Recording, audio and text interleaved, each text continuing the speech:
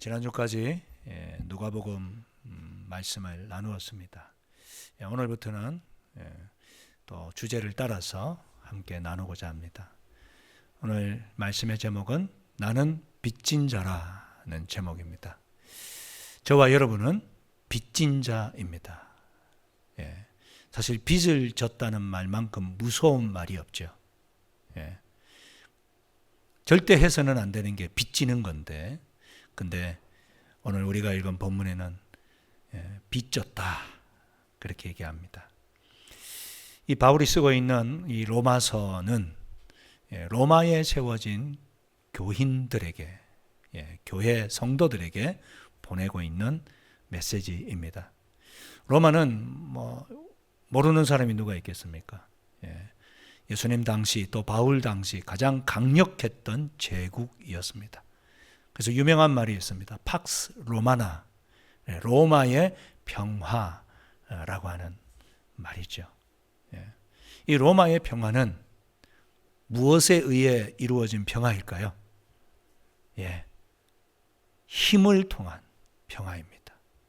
그래서 그 밑에 압제를 받고 있는 비지배 민족들에게는 평화가 아니죠. 고통과 신음의 순간들이죠. 로마 사람들이 자기들이 부른 거죠. 박스 로마나, 로마의 평화. 로마 사람들은 살기 좋을지 몰라도 그 외에 억압받는 민족들은 너무나도 힘들고 어려웠던 그 제국의 한 중심에 드디어 복음이 전해졌고, 그 복음을 믿는 성도들이 모여서 예배 드리기 시작했습니다. 사실 이 로마 교회는 바울이 세운 교회가 아닙니다. 안디옥 교회처럼 자생적으로 박해에 의해 흩어졌던 사람들이 한 사람 두 사람 모여서, 그리고 현지인들이 전도되면서 세워진 교회입니다. 그래서 바울은 그 교회에 너무 가보고 싶었습니다. 여러분, 우리 한국 교회는 세계적으로 유래를 찾아보기 힘든 복음 전파의 그 과정을 겪었습니다. 보통은 선교사가 들어와서 복음을 전하거든요. 근데 우리는 그러지 않았습니다. 흥성대원군의 세국 정책에 의해서 외국인이 한국에, 조선에 들어오는 것이 굉장히 어려웠던 시대, 우리 조선인들이 중국에 갔다가 예수를 믿게 되었고, 그들이 세례를 받고 그들이 성경을 가지고 들어와서 매서인이 되어서 성경을 팔면서 복음을 전하기 시작하고, 그러면서 소래교회를 비롯한 여러 교회들이 자생적으로 생겨나면서 우리에게도 목사를 보내주시오, 선교사를 보내주시오. 그렇게 해서 시작된 것이 우리 한국 교회입니다. 이 로마 교회도 비슷했던 것이죠. 그래서 사도인 바울이 너무너무 그 로마 교회에 가고 싶었습니다. 그런데 오늘 우리가 읽은 본문 13절을 보시게 되면 그 희망과 관계없이 가로막고 있는 장애물이 있었다. 우리 13절을 다 같이 읽겠습니다. 시작. 형제들아, 내가 여러 번 너희에게 가고자 한 것을 이는 너희 중에서도 다른 이방인 중에서와 같이 열매를 맺게 하려 함이로되 지금까지 길이 막혔도다. 내가 형제들아 여러 번 너희에게 가고 싶었다. 너희들 만나고 싶었다. 너희들을 외면하거나 박대한 거 아니다. 정말 너희들 만나기를 사모했는데 자꾸 길이 막혔다. 그렇습니다, 여러분. 내가 계획을 세웠는데 그 계획이 자꾸 틀어질 때 있으시죠? 하고 싶은 일이 자꾸 잘 안 돼요. 새로운 가게를 오픈하고 싶은데 잘 안 될 때도 있고, 그죠? 새로운 사업 영역으로 확장을 하고 싶은데, 야, 이대로만 하면 잘 될 것 같은데 뭐가 잘 안 돼. 길이 막혀. 그럴 때 우리 신자들은 어떻게 해야 됩니까? 억지로 뚫고 나가야 됩니까? 안 되는 것도 되게 하라. 뭐 이런 구호도 있잖아요. 근데 신자는 그때에 기다려야 할 줄 믿습니다. 내 뜻과 하나님의 뜻이 다를 수 있고 내 때와 하나님의 때가 다를 수 있다는 겁니다. 자꾸 맡길 때는 기다려야 할 때입니다. 그럼 무작정 기다립니까? 아니죠. 기도하며 기다리는 것이고 말씀 붙잡고 기다려야 할 줄 믿습니다. 억지로 성급하게 일을 진행하다가 망치는 경험들 많이 해보셨죠?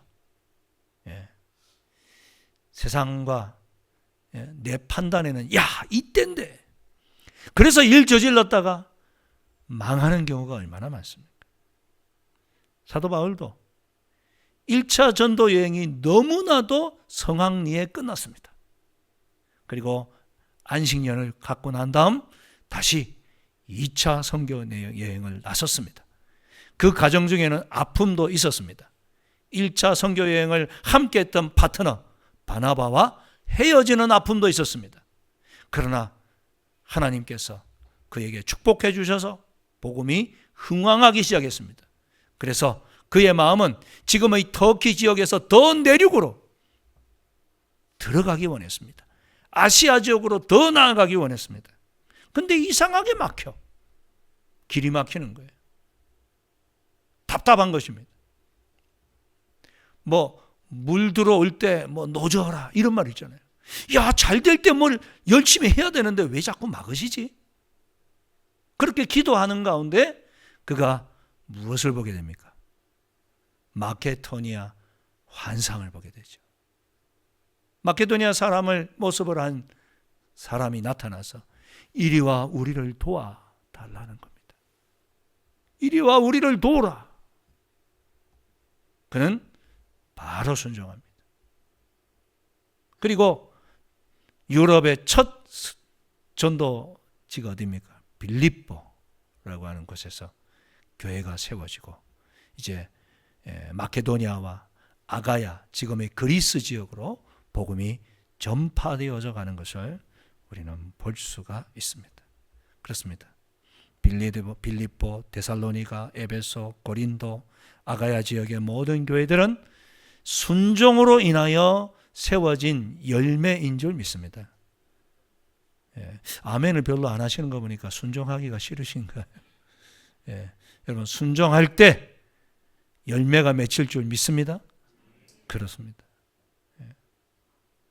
순종이 뭐보다 낫다? 제사보다 낫다. 제사 중요하죠. 예배이지 않습니까? 예배. 하나님께 드리는 예배 소중하지만 그러나 예배 드리고 나서 생활에서는 불순종하면 아무 소용이 없다. 바울은 내 뜻과 다를 때, 길이 막힐 때 하나님의 뜻을 기다렸고 그 인도하심에 순종했습니다. 이렇게 바울이 복음에 순종하며 나아갈 때에 로마 교회도 방문하기 원했습니다.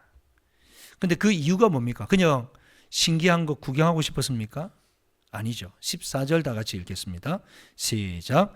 헬라인이나 야만인이나 지혜 있는 자나 어리석은 자에게 다 내가 빚진 자라. 헬라인이나 야만인이나 지혜 있는 자나 어리석은 자나, 이런 용어는 지금 편지의 대상인 로마 사람들이 자주 사용하는 말이었습니다. 로마인들은 헬라 문화를 동경했습니다.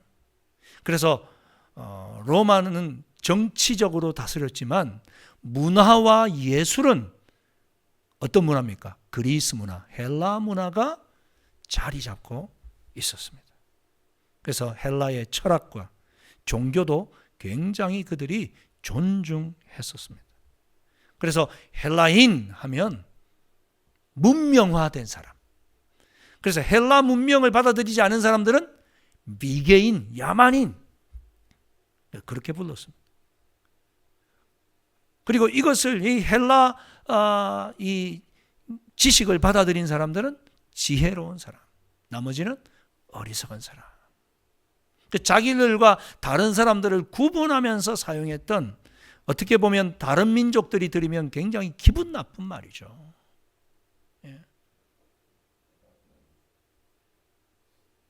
근데 그 말을 딱 가져와서 그는 너희들이 말하는 헬라인이든지 야만인이든지 지혜로운 사람이든지 어리석은 사람들이든지 나는 모든 자들에게 뭐라고요?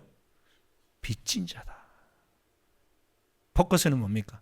모든 사람에게 나는 빚을 지고 있다. 나는 모든 사람들을 편견 없이 주님의 마음으로 대하기를 원한다. 여러분은 사람을 대할 때 어떻습니까? 편견을 갖고 대하지는 않으신가요? 러시아 사람? 이런 성격과 특성을 가지고 있지? 요즘 뭐 젊은이들 사이에 MBTI 물어보잖아요. 너 뭐냐? 무슨 타입이냐? 뭐 T니 뭐니? 저는 공부를 안 합니다. 그거 MBTI 절대 안 봐요. 왜 안 볼까요? 그거에 매여요. 물론 그 상대방을 이해하는 데 도움이 된다라고 말을 할지 모르지만 오히려 그 사람을 그 테두리 안에 갇혀 버릴 가능성이 많습니다. 저 사람은 저러니까 안 될 거야. 이 사람은 이래서 안 될 거야. 나하고 맞는 사람이 아니야. 저희 아내가 이제 심리학 전공이긴 하지만 그런 얘기 많이 합니다. 그 테두리에 사람을 가둬놓고 마치 너는 이 사람이야 라고 정의 내려버릴 수 있다는 거예요. 조심하셔야 됩니다. 그죠? 우리는 편견을 가지고 사람을 대하지 말아야 될 줄 믿습니다. 전도에도 편견이 있더라고요. 저 사람은 절대 예수 안 믿을 사람이야. 내 손가락에 뭐 장을 지진다. 근데요, 그런 정말 장을 지질 일들이 많이 생기더라고요. 어떻게 저 사람이 예수를 믿어? 제가 섬겼던 교회 바로 맞은편에 극실한 막 열렬한 불교 신자였는데 우리 교회에 나왔어요. 지금은 제 파송교회 권사님이 되셨어요. 하나님의 역사는요, 여러분, 우리의 편견을 깨고도 남음이 있는 줄 믿습니다. 혹시 여러분을 박해하십니까? 괜히 교회 나간다고 예수쟁이라고 왕따시키는 사람이 있습니까? 그를 미워하지 마시고 기도하시기 바랍니다. 하나님의 기적이 일어나게 될 줄 믿습니다. 하나님의 살아계심을 맛보아 알아가실 수 있기를 축원합니다. 바울은 모든 사람에게 내가 빚을 졌다. 왜냐하면 그는 처음 주님을 만났을 때부터 이방인의 사도로 부름을 받았기 때문에 그렇습니다. 그렇습니다. 우리는 주님을 만나면 빚진 자가 됩니다. 스님에서 목사가 된 분들이 종종 계세요. 그중에 이정훈이라고 하는 분이 계십니다. 울산대 교수를 하셨기도 했고 군승으로 있었습니다. 군종 장교 중에 군신부도 있고 군승도 있고 군목도 있고 그렇잖아요. 군승으로 계셨던 분인데 이분은 기독교가 너무너무 싫었던 거예요. 그래서 기독교와 교회를 한국에서 말살하기 위해서 종교차별금지법을 세우는 데 앞장섰던 사람이었습니다. 교회를 어떻게 하면 철저하게 짓밟을까? 그러려고 하면 그들의 교리의 기초인 경전, 성경을 내가 좀 알아야 되겠다. 그래서 그 운동에 참여하는 사람들에게도 야, 아침마다 만나면 너 성경 읽었냐? 물어봤다는 거예요. 너 성경 읽었어? 성경 읽어야지. 적을 알아야 우리가 이기지. 지필지기면 백전백승이란 말도 모르냐? 이러면서 안 믿는 사람이 교회를 박해하려고 성경을 읽고 다른 사람한테도 막 읽으라고 그러고 그러면서 그가 퇴근하면 취미 생활이 뭐였냐면 케이블 방송 중에 기독교 CTS 방송 보는 게 취미였대요. 왜 봤을까요? 은혜 받으려고? 아니죠. 어떻게 그 방송 속에서 기독교를 공격할 거리를 찾을까 싶어서 그날도 이제 소파에 들어 누워서 이제 텔레비전 딱 켜놓고 보고 있는데 처음에 그 목사님이 죄에 대한 설교를 하더라는 거예요. 그 순간 딱 들어오는 게 아이고 또 저 목사 죄 타령하기 시작하는구만. 그러면서 듣기 시작했대요. 근데 점점 들으면서 그 설교에 빠져들어가기 시작하는 겁니다. 자기의 죄가 깨달아지기 시작했고 자기 몸 안에 있는 모든 세포 속에서 자기의 죄가 느껴지기 시작했다. 그렇게 고백하더라고요. 그리고 들어누웠던 소파에서 바닥으로 내려앉아 무릎을 꿇고 엉엉 울기 시작했다는 겁니다.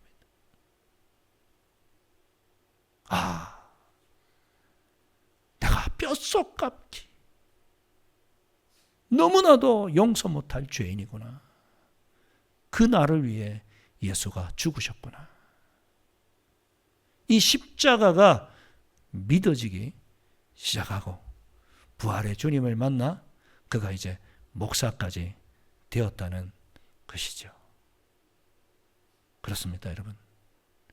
우리 주님을 만나면 우리가 빚진 자가 됩니다. 예수 전하고 싶습니다. 야, 이 좋은 예수를 왜 저 사람은 모를까? 여러분, 우리 기독교의 핵심인 이 부활과 십자가의 은혜를 우리 모두 증거할 수 있기를 소원합니다.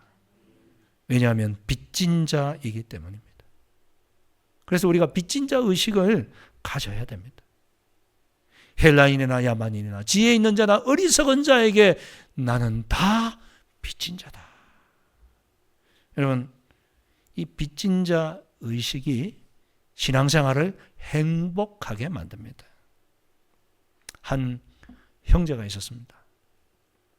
부모님이 일찍 떠나셨습니다. 두 형제만 남았습니다. 형님은 20대 중반이었고 동생은 10대 중반이었습니다. 제법 나이 차이가 좀 나죠. 그래서 형이 동생을 데리고 살았습니다. 그러다가 결혼을 하게 되었고 방 2칸짜리 집을 얻었는데 한 칸은 형님 내외가, 한 칸은 동생이 살다가 이제 결혼했으니까 자녀들이 또 둘이 태어나는 거죠. 동생 입장에서 너무 미안한 거예요. 자기가 한 방 쓰고 형님네가 지금 내 식구가 한 방에서 그렇게 살아가고 있으니까. 그러다가 세월이 흘러 이 동생이 장성을 하고 대학을 가고 군 입대를 하게 되었습니다. 입대하기 전날 밤 형님 내외 앞에서 봉투를 딱 내미는 거예요. 야, 이거 뭐냐? 네, 형님, 지금 열어보지 마시고 내일 제가 입대하고 난 다음 열어보세요. 형은 궁금했으니까 궁금했지만 참았죠. 그리고 동생을 이제 배웅하고 저녁에 아내와 함께 탁 열어보는데 돈과 함께 편지가 써져 있는 거예요. 이런 내용입니다. 형, 그동안 철없는 나를 부모님 대신해서 키운다고 고생했지. 더운 여름철 조카들과 한 방에서 지내는 형과 형수를 볼 때마다 나도 마음이 너무 아프고 미안했어. 이제 군 휴학 가고 알바해서 돈 좀 벌었거든. 이 돈으로 이번 여름에 조카들과 함께 가족여행 다녀와. 이 편지를 읽으면서 형이 눈시울이 뜨거워졌고 눈물을 흘렸습니다. 아이고 자식아, 내가 형이지만 제대로 해주지도 못했는데 내가 더 미안하다. 이 형제 얼마나 아름답습니까? 그죠? 서로에게 미안한 마음, 빚진 마음. 여러분, 부부가 행복하는 것, 가정이 행복하는 것도 바로 여기에 있지 않겠습니까? 서로 미안해하는 것. 아유, 우리 아내가 나같이 못난 남편 만나서 고생이 너무 많다. 그런 빚진 마음이 있을 때 아내에게 더 잘해주겠죠. 아유, 우리 남편이 나 같은 아내 만나가지고 너무 고생하네. 얼마나 행복한 가정입니까? 근데 반대로 내가 그때 그 미스터 김과 결혼을 했어야 되는데 이게 무슨 꼬라지야. 이거 맨날 가정부처럼 밥순이 되어가지고. 또 남편은 아이고 내가 이 여자 만나가지고 누구는 말이야 처갓집이 부자가 돼가지고 사업 자금도 턱턱 내줘서 저렇게 승승장구하는데 아이고 나는 이게 뭐냐. 빈털터리 마누라 만나가지고. 서로 이렇게 생각한다면 행복하겠습니까? 절대 행복할 수 없죠. 하나님 감사합니다. 이렇게 신앙 좋은 부모님 만나서 내가 예수 안에서 자라게 된 것 은혜입니다. 여러분 아멘이시죠? 예. 우리가 서로 빚을 졌다. 그러면 행복해지는 겁니다. 야, 우리가 참 우리 목사님에게 빚을 졌다. 참 날마다 때마다 귀한 말씀을 먹여주시니 감사하다. 이렇게 생각하시죠? 아멘이 없으시네 보니까. 저는 늘 빚졌다 생각하는데 좋은 우리 성도님들 하나님 만나게 해주시고 좋은 우리 모장 만나서 이렇게 재미있게 사역하게 해주셔서 감사합니다. 저는 그런 빚진 마음 가지고 있거든요. 여러분도 그런 마음 가지고 계실 줄 믿습니다. 그럴 때 행복한 거죠. 그때 그 목사님이 우리에게 왔어야 되는데 이러면 재미가 없는 겁니다. 저도 느끼거든요. 좀 뭐가 안 맞네. 그렇습니다, 여러분. 우리가 모든 사람들에게 빚진 마음을 가지고 살아갈 수 있기를 축원합니다. 그렇다면 왜 방문하고 싶은 것입니까? 방문의 목적은 뭔가요? 왜냐하면 로마교회 성도들이 너무 힘들었기 때문에, 고통이 심했기 때문에, 핍박이 거세게 일어났기 때문에 그렇습니다. 로마서 1장 4절을 보면 바울이 이런 말을 합니다. 성결의 영어로는 죽은 자들 가운데서 부활하사 능력으로 하나님의 아들로 선포되셨으니 곧 우리 주 예수 그리스도이시니라. 특별히 하나님의 아들이라는 단어를 강조하고 있습니다. 왜 강조할까요? 로마교회 성도들이 이 하나님의 아들이라고 하는 믿음 때문에 고통을 당하기 때문에 그렇습니다. 그 당시 황제는 자기를 신의 아들이라 불렀습니다. 신의 아들. 그 헬라어로는 하나님의 아들이나 신의 아들이나 번역하면 똑같아요. 히오스 데오스. 신의 아들은 오직 로마 황제여야 하는데 기독교인들은 인정을 안 하는 거예요.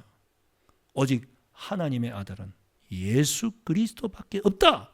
그러므로 우리는 로마 황제를 신의 아들로 숭배할 수 없다고 이야기하는 거예요.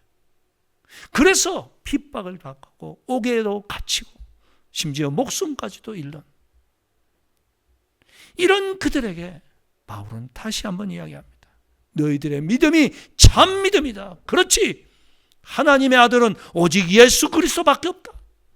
이 믿음 때문에 너희들이 박해를 받고 고통당하는 것은 하나님 앞에서 큰 은혜요 복이 될 것이다. 그렇습니다. 사실 하나님의 나라는 이 땅에 세워지는 나라가 아니죠. 예수님은 절대 정치적 메시아로 오시지 않았습니다. 주님 말씀하시죠. 누가복음 17장 21절에 같이 읽겠습니다. 시작. 또 여기 있다 저기 있다고도 못하리니 하나님의 나라는 너희 안에 있느니라. 아멘. 분명히 말씀하셨습니다. 내가 세우고자 하는 하나님 나라는 이 땅에 세워지는 정치적인 그런 군림하는 나라가 아니다. 너희 안에 있는 나라다.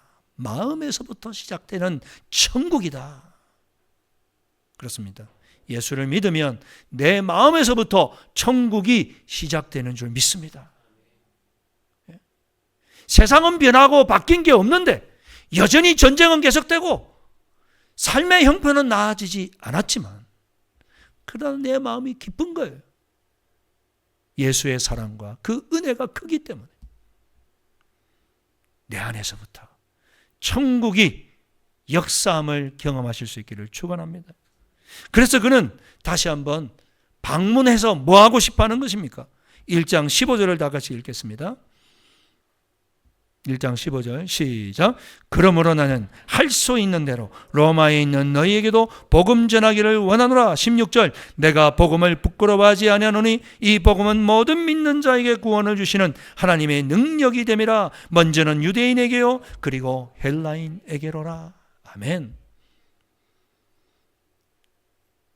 고통받고 핍박받는 로마교회 소인도들에게 정말로 필요한 것은 바로 복음이라는 사실을 바울은 알고 그들에게 방문하기 원했습니다.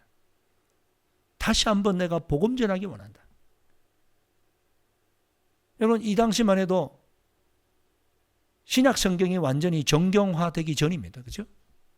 그렇기 때문에 예수 그리스도에 대한 믿음이 확고히 세워져야 하는 것이죠. 핍박받으면 누구나 다 의심하지 않습니까? 하나님 살아계신가? 일이 잘 안 풀리면 하나님이 나를 미워하시나? 그렇지 않다. 너를 사랑하되 아들을 내어주기까지 사랑하신다.